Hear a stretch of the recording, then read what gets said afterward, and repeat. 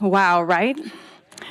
Good evening, everyone. I'm Stacey Wilson-Hunt, contributing editor at The Hollywood Reporter, and I have a question for you. What did you think of the series finale of Hacks?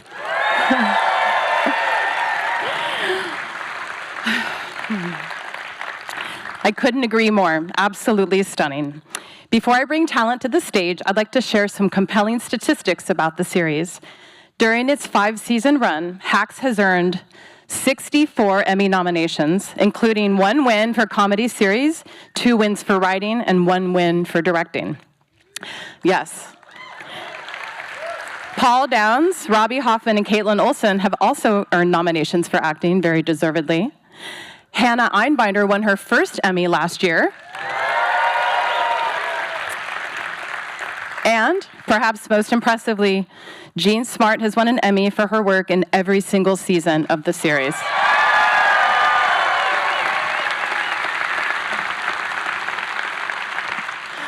So, without further ado, please welcome to the stage, Kaitlin Olson.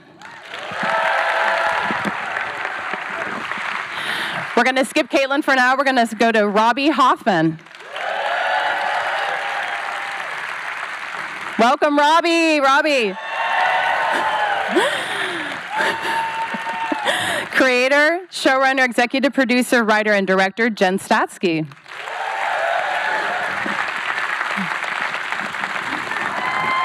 Welcome, Jen. Creator, showrunner, executive producer, writer, and director, Lucia Aniello. Oh, there's Kaitlin. Welcome, Kaitlin. Creator, showrunner, executive producer, writer, director, and actor, Paul W. Downs. Welcome. Hannah Einbinder. Oh, yeah.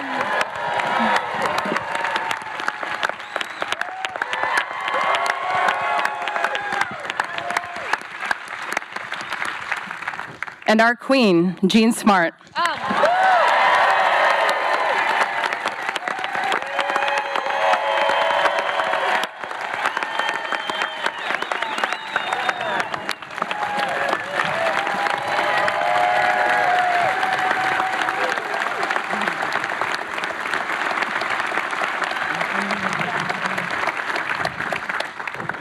How are you guys doing? Hopefully tears of joy. Yeah. And we share those with you. So, welcome to all of you, and a huge congratulations on a beautiful end to Hacks. Before we begin, I'd like to acknowledge a few of your wonderful castmates. Mark and Delicato. Where is Mark? Oh, yeah. He's seated up here. There he is. Give Mark a round of applause. There he is. We love you, Mark. And let's also please give a round of applause to a few other Hacks family members who aren't with us this evening. Carl Clemens Hopkins, Meg Stalter, Rose Abdu, and Christopher McDonald. We love them. Thank you so much, everyone. So Paul, Lucia, and Jen, it's hard to imagine it's been 11 years since you started this journey. And you, as you said earlier, conceived of the arc of this incredible show and its characters. I'm curious how the series evolved in ways that you didn't anticipate. And how does this season finale, the series finale, represent an intersection of what you hoped for and what you couldn't expect? So maybe, Lucia, you can start. Yeah, I mean, I think as you saw, it's so weird to be able to talk about it now, by the way, like have been not saying things for months now. You know, the idea that Deborah would decide to be basically through the joking around and you're sorry, so cute, you're crying so much, it's so cute. Through the love of riffing and joking with Ava would make her want to continue to live, essentially, and having that mirror in the pilot in so many ways, you know, her chasing her down and all that was something that we actually pitched as part of the show initially to Susanna Makos, who is in this room. Hi, Susanna, thank you for buying the show. Thank you. Yeah, thank you, Susanna. And so that was something that was very much always there, and we've been seeding it even since season 1, and putting little things in there so that if you go back, you'll be like, oh, that was not out of nowhere. But a lot of the diva, I think, was something that we came to find in the writing process. Yeah, that stuff, and I think when we initially conceived of this show, it was so focused on Deborah and Ava, and that was when we were, again, in 2015, came up with the idea. It was a lot of talking about their relationship. And then I think in the process of making this show, the ability to get to work with phenomenal actors who would bring stuff to the show that we went even beyond our wildest dreams. So we would write even more so to things for Kaitlin or things for Robby, or, for example, the dynamic between Kayla and Jimmy, we didn't realize what it would be until Meg and Paul got together. And then we realized that there was something, truly, I think, like all-time great comedic duos with them. And so it was like, oh, we need to write more to this. So it's an interesting mix of, I think, planning out the Ava and Deborah arc, but then also allowing this like wonderful ensemble to grow and getting to be lucky enough to write for those actors. Beautifully said. And Hannah, what was the first thing you felt reading the final script? And I think we may have a hint. Good luck, Stacey. This ain't gonna happen. Bawling, sobbing, heaving, weeping, walking directly onto a stage. Wish I could say it was my first time, but what was the question? Just your first reaction when you read the final script. Was it surprising to you? Did it feel like the sewn-up conclusion that you were hoping for? And how did it surprise you? Well, I think every season I am always like pleasantly surprised. I can never predict where the show is going to go, but I have such genuine like faith in and trust in wherever it goes narratively. And so like I always go into reading scripts just like lovingly anticipating what I'll see, and it's, in my opinion, perfect as ever. Like every time we have a finale of any season, I feel like it leaves off in like such a beautiful place. And I think, what we get to see in this finale is representative of the entire arc of the series. It is representative of the depth of their love and the depth of their connection. So yeah, I always I find it hard to ever predict where it will go, but it's always a treat. Beautiful, thank you. And Jean, what felt special to you about the way Lucia approached directing this episode? And when you finally saw the final product, was there a magic that you hadn't anticipated in terms of the way the episode was assembled? Because it is absolutely beautiful. The music is beautiful. The shooting in France, I can't imagine that was probably not the easiest thing. But just the way it was sewn together, it feels like a movie and in the best possible way. But tell me how you felt. I had sort of a little bit of an idea of how it was going to end, but it just ended. I just thought absolutely perfectly. I don't think it hit me until I just watched that last scene. It just was. It's just perfect. I mean, because the relationship between the two of them is, was always sort of the at the heart of the show, surrounded by brilliance, and the only thing that we missed at the end was that we weren't with the whole cast and the whole crew, but it was kind of magical being in Paris, and in a way, I think that felt right because they were out of their element. They weren't at home. They were just kind of, grasping it, trying to figure out what was going on, and she was also sharing with her these special places that you've enjoyed, like bringing her into the market and showing her the side of life absolutely. That was so special. Yeah, you got to learn how to eat good. You got to eat real bread, and you got to appreciate antiques, and face cream, and what's wrong with you? What are you going to do without me?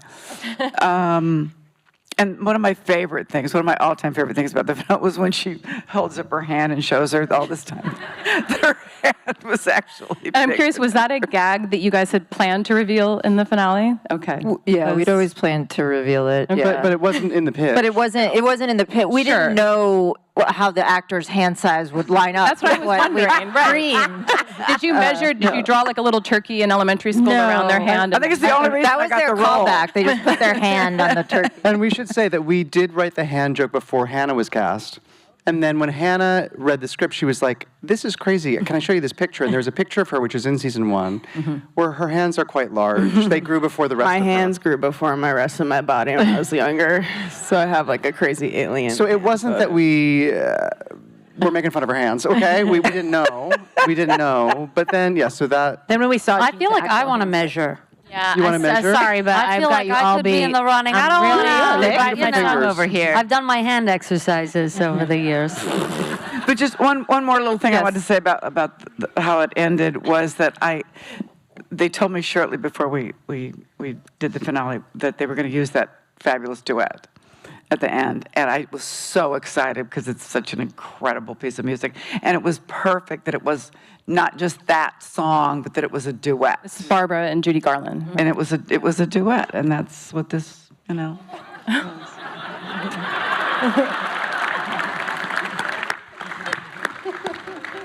Boy, this is tough. Okay. it's a comedy. It's a comedy. At the end of the day.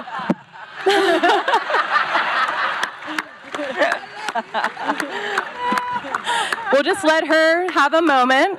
She'll You can be get up okay. anytime you this want, happened a lot after Every we shot day the on final set, by the season. way, This every happens a lot. Ignore the woman on the floor. Ignore the woman on the floor. How brilliant was she in that scene in the disco? That scene in the disco? Oh my God. Yeah.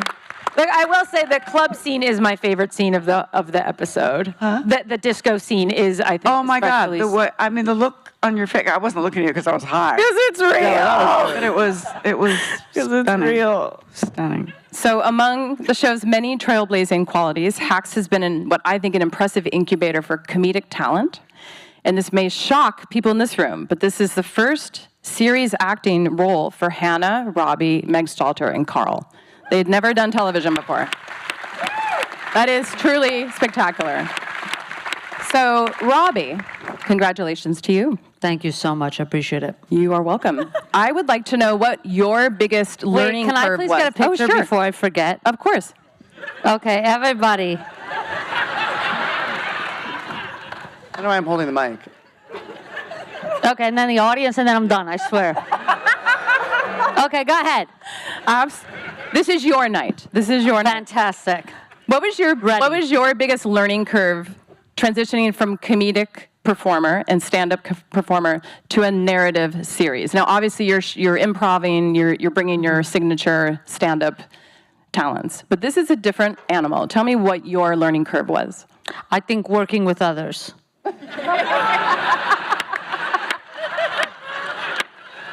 Still something I'm working on.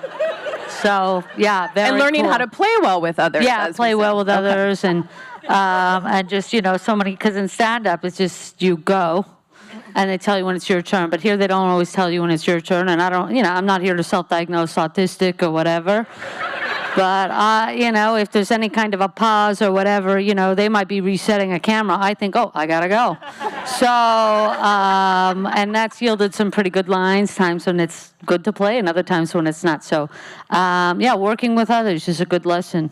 And I really, this is my first show ever, and it's an amazing cast. And they're also so funny. I don't get to work with other funny people. I don't work with anyone else. So to work with other funny people, Paul is so underrated as an actor. Agree.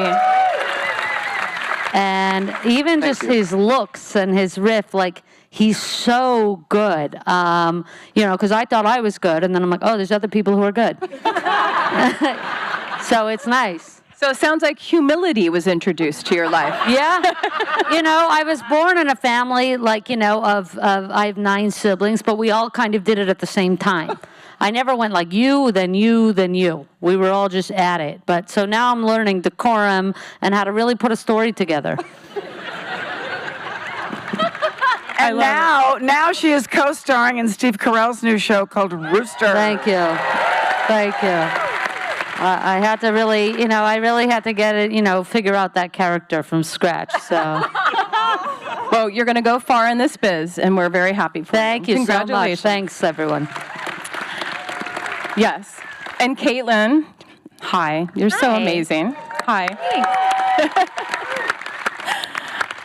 So, D'Amazing Race. I'm going to miss putting the D in front of these titles. D'Amazing Race episode reinforced for me that you are not only one of our greatest physical comedians of all time, male or female. Yes. You are also an actor who can just break our heart in the same moment. And that is truly an incredible skill.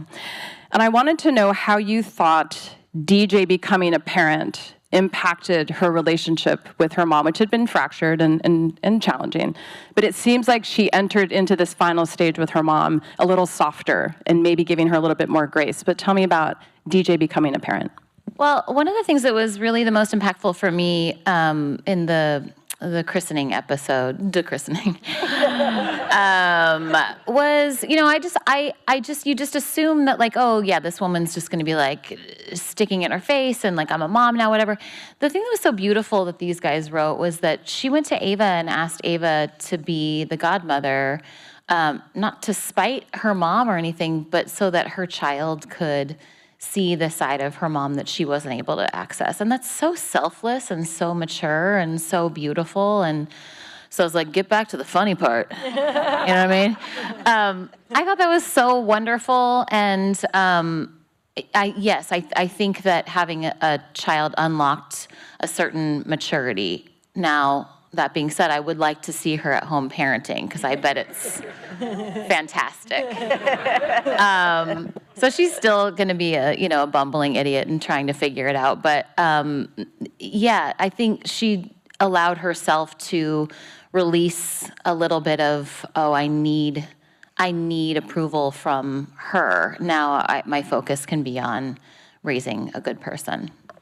And I wish we had all night to talk about the actual D'Amazing Race in that episode, which is such an incredible bottle episode. It's just like a short film. So amazing. That was so fun. But tell me what the most challenging aspect was to doing essentially a show within a show. And this was you had Elise, who's a producer on the show, Bertram Van Munster's wife, who's actually like part of the real show. You had Phil. This wasn't a faux D'Amazing Race. This was real. It was incredible. It was so much fun. And it added so much authenticity. We had the camera and sound crew from the real Amazing Race, and they were having so much fun, which was really cute. And we were hustling. I mean, we really put in the time. I really milked that goat, you guys. Now, I've never milked a goat. Talk about being good at everything. She even milked the goat well. I milked that goat. You see that milk stream? That is not put in afterwards. I made that milk stream. Yeah. I milked that goat. That was actual goat milk. And she did not want me to do it, and I made her let me take her milk. Very hot. I know, I'm sorry. Yeah, that's a lot of milking. I feel bad about it now, but when I put it that way. But, I mean, it was intense. We were running, we were hustling. We were screaming at each other. It was a dream episode for me. I read it and was like, wow, what? Okay. Did this whet your appetite to actually try to pursue this in the future? Did you talk to Phil about maybe? No, I'm good. No, you're good. Okay. This was just enough race for you, right? Just enough race. Well, wonderful And work. we got to meet the Property Brothers. Yeah. You know, they were... We're all just putting D's on everything now. I'm loving it. So I would actually like to talk about something that really struck me this season. The gangbusters guest stars that you lined up. I did not expect to see Tony Kushner in an episode of Hacks. And yet there he was in the top of the season. And let me just name a few. Tony Kushner, incredible. Bob Mackie, William Baldwin, hello. Jesse McCartney, Ann Dowd, the alien. Cherry Jones and Leslie Bibb, how incredible were they in Montecito? And there was a real standout talent for me, a young woman who popped up playing a flirty Las Vegas real estate agent named Meredith, who was so good. Oh. So good. Notice. Interesting. So I'd like to know which of these cameos and which of these performers was the most difficult to pin down, and who most surprised you with what they brought to the Hacks formula?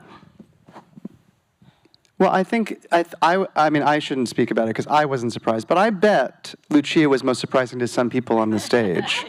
Jean, you should talk about it because you hadn't seen it. I've seen it. Lucia and I started making YouTube videos, and I would direct her when she was in a video, or she would direct me. We started out as writer-performers, but it was the first time you saw it. We were all crowded around Video Village just with our mouths hanging open. It was so hilarious. I don't know why the You got to use your mic. You got to use your mic. I'm sorry. There you go. We were all crowded around Video Village just with our mouths hanging open, watching her. I mean, you admire somebody so much for something that they do, and then you see them do something else and so incredibly well. It was hilarious.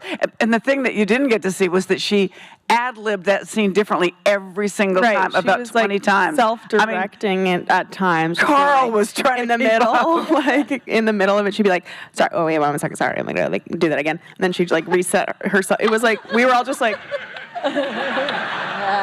She was just like doing the whole thing. Carl was trying to keep a straight face every single take. Incredible. I mean, Your white high heels just got me. I don't know why those made me laugh so much.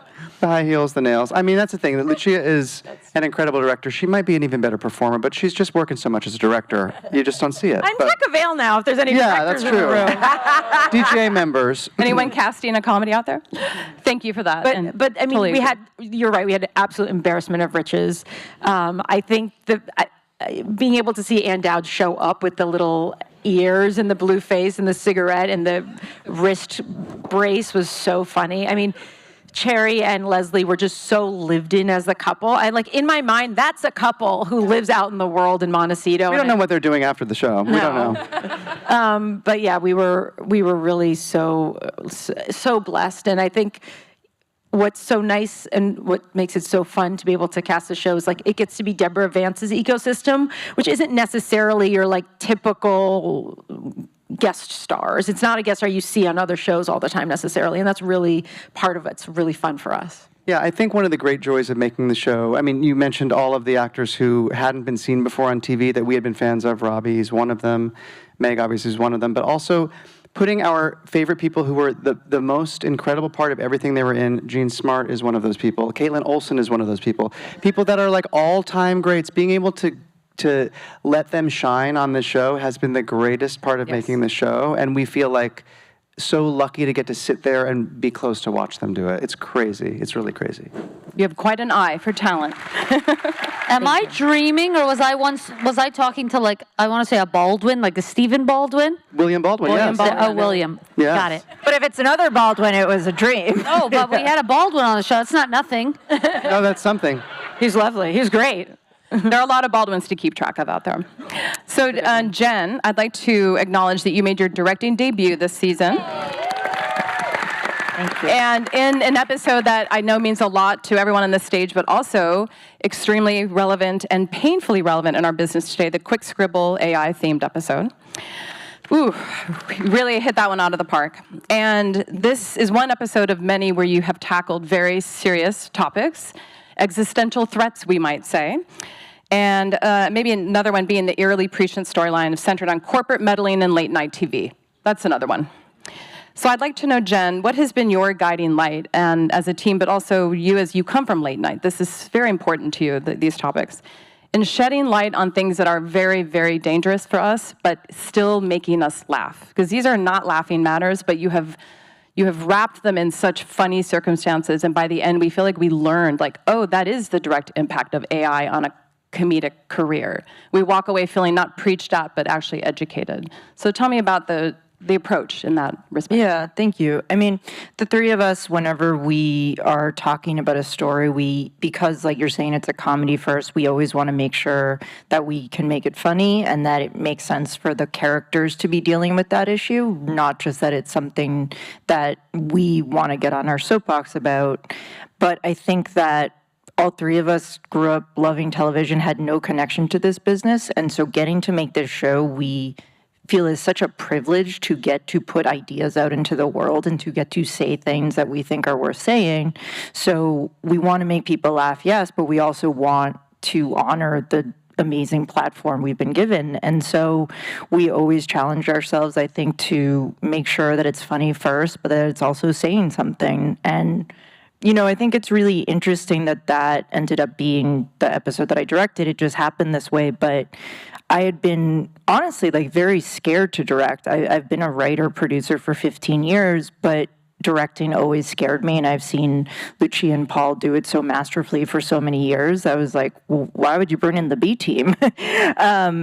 But I think actually what's interesting is that fear and that challenge and that part of you that's unsure of yourself, I realized through the process of directing is that's the important part about being an artist. And that's the important part about making things, is that you need to doubt yourself and you need to push through that. And there's this temptation to optimize everything, to remove the doubt for us, to remove the challenge. And we'll actually really be cheapening the experience, not only just cheapening the work for people to watch, but for the artists making it, will be cheapening it, because going through that process, feeling scared, feeling like, I don't know if I can do this, and then challenging yourself to do it and coming out on the other end, that's a part of the creative process you can't remove. It is the lifeblood of it. And so it was interesting because I think making that episode really was, in a way, for me, it was the story of why we wanted to tell that story. Me directing it was the point of it in that way for us. And same, the late night stuff, we obviously, I started late night. Late night was my first job, and it's tremendously sad what's happening to it in this country, among other tremendously sad things in this country. And we did want to speak to it. We wish we hadn't been so predictive. But yeah, it was always important to us with this show to take advantage of the platform that we have. And you've done it so beautifully. Thank you. And Lucia, I did want to acknowledge this incredible symmetry of the opening shot of the pilot, which I rewatched the other day. It feels like a lifetime ago, but also just yesterday. Can't imagine how it feels for you. And then the opening shot of tonight, where we see Hannah's character going to perform her wonderful job. And we're following this incredible woman who has agency over her life and career. So I wanted to know what was important to you about making those sort of match up, and what does it mean to you for those to match up in terms of our visual association with the story? Yeah, well, first I do want to shout out our crew right back there who did such an amazing job. Yes, good job. I see y'all. I see Holdfast. I see all of our crew who really, made sure that it looked the same. That had a lot of, the lights hitting the lens. I don't need to describe to you the shot you just saw. But, and I think that the idea was really that we started with this story of Deborah. And over the course of the series, the two of them have blended and mind melded in so many ways. And so for us to end that final episode with Ava, I think it's kind of like a natural, Deborah's given so much of herself to Ava. And so when Ava now is in charge and being able to run her own show, which as we established is their dream, I think we are trying to say visually that she's now so much of Deborah, yes, I'm going to go there. So much of Deborah is now in Ava. And so to mirror those shots is just kind of a continuation of that life. Yeah. Thank you. And Jean and Hannah, it's been so incredible over the years to be in a room like this and watching the two of you watch yourself. And I don't know if you have seen these two women watch themselves, but they are clinging to each other and loving each other so much. It is truly a synergy I have never seen just as an observer of our artists and actors, and we can tell, and it's just so special.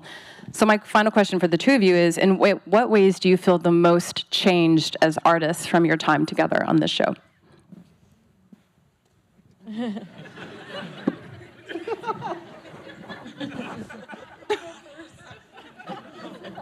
I'm sorry. I just think this show is, I hope people always think of this as one of the funniest shows ever, one of the most clever shows ever. one of the wittiest shows, and a show that was able to do stories about serious things and didn't sound like it was preaching. But I think the most outstanding thing is I don't think there's ever been a relationship like this in a story that I can recall in a film or a TV show. And to be able to help bring that to life, I mean, it's not like a role I've ever done, and it's just been, and to have this one here as my partner has just been incredible. Not that kind of partner, just calm down. Kiss, kiss, kiss. Been there, done that.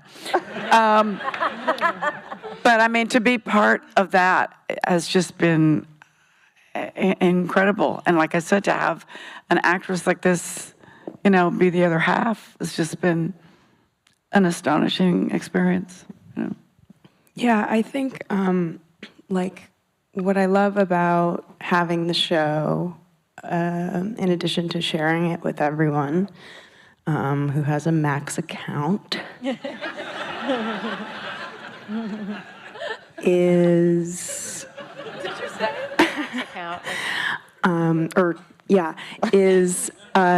that it is like a shrine to our love, you know. It is, I can watch the show and I can revisit these characters, yes, but also, you know, I know in moments where we lend ourselves to the characters, and the show is riddled with so much love between Jean and I, and so many of the moments where they're getting along and laughing together, and you know, everything light and sweet like that. I can see us there, and so it's nice to have that. It's nice to have that in real life.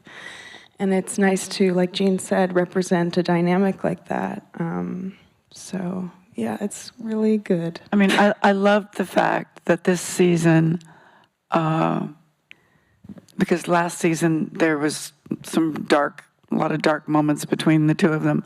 And so to be able to have them together in such a supportive, loving way in season 5 and still be so funny, that's what I thought was just genius about this season, you know. And again, it was perfect. It was a perfect way to end the story. It was perfect.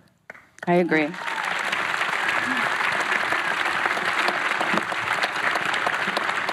So obviously the concept of legacy for me is really at the forefront. And I actually started to think about what's the opening part of my obit. Like I'm like thinking like what is going to be the first thing someone says about me? And it's not a bad thing to think about, right? It makes us want to do more in the moment. And I love that. And it's really got me thinking about my own life, which thank you for that.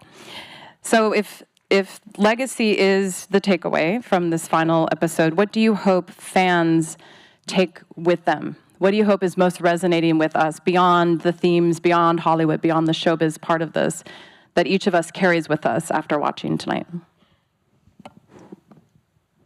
Anyone, Jen, Lucia, or Paul, or anyone can answer this question. I think the most meaningful legacies that the show holds are that it feels like kind of a roadmap to connection and discourse intergenerationally. I've had so many people come up to me all over the place and tell me that they watched it with their mom, or they watched it with, you know, an older relative or someone in their life, or a younger, you know, a daughter, and that the show helped them understand each other. I think that is the most powerful thing. I think it has also become this very safe and warm and joyous place for queer people at a time where our community is experiencing so much violence.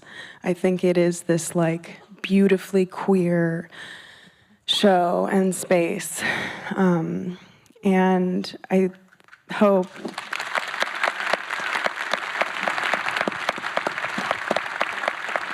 and honestly, for me, like, the legacy of the show is, like, the way we made it. Like, we have our crew here, and, like, the love that we all have for each other and the love that they have with one another and with us is like a point of pride for me creatively, like no other. Like, y'all know how much I love you. So it's like, I think that is a legacy on like the, on the other side of things. Like, we live in a business where there's a lot of crazy shit that goes down. And like, people are crazy. And it's like, I feel really proud that we all get to cultivate like a positive, loving environment. So that is also a legacy that's important to. Really, really quick, I just wanted to say, and I've said this before in an interview, but one of the things I'm the most proud of about this show is that on more than one occasion, someone who was a day player or an extra or someone who was just in and out briefly said, "This is the most welcoming set I have ever been on." And that made me feel really, really good. And a lot of that is because of our crew, too, because they always talk about how great our crew is and how warm and welcoming everybody. The food is excellent on set. And the food is good. The food is excellent. Excellent. I just say that. I've only been on 2 now, but the food is great. I mean, I was going to say the food, but I'll say another one. I also, we are such comedy fans, and this is a show about making comedy and writing comedy, and it's why we tackled issues that affect writers. Also, when I said crew, it's a catch-all because our writers are also here. We need to give it up for our writers. Yes. Our brilliant writers. I think in a world where free speech is under attack and comedy is under attack and queer people are under attack, I do feel like, I hope that this show, because we tried to celebrate the craft of comedy, the making of comedy, and also what it does for people, I hope that is the legacy of the show. I'm getting emotional again, so I'm losing my words. I think it's like, we've said this before, but as like,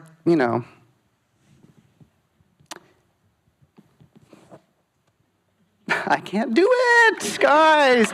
I think like it's about finding your people, and I hope that that's the legacy of the show, that people who love it and watch it have found their people through it.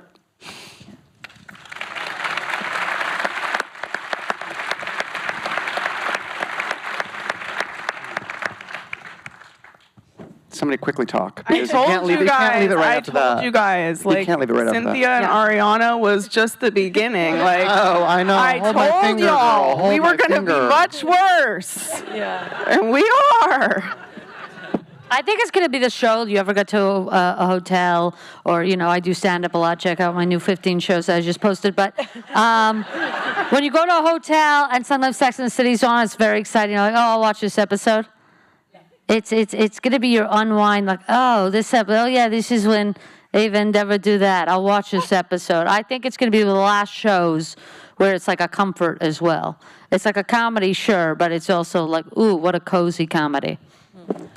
Agree. We could be here all night and have all the feelings and share it, and unfortunately we don't have all the time in the world, but I do want to say we feel all the love, and we thank you so much for everything you've done. Congratulations. Thank you. Thank you, everybody. Thank you. Thank you. Thank you.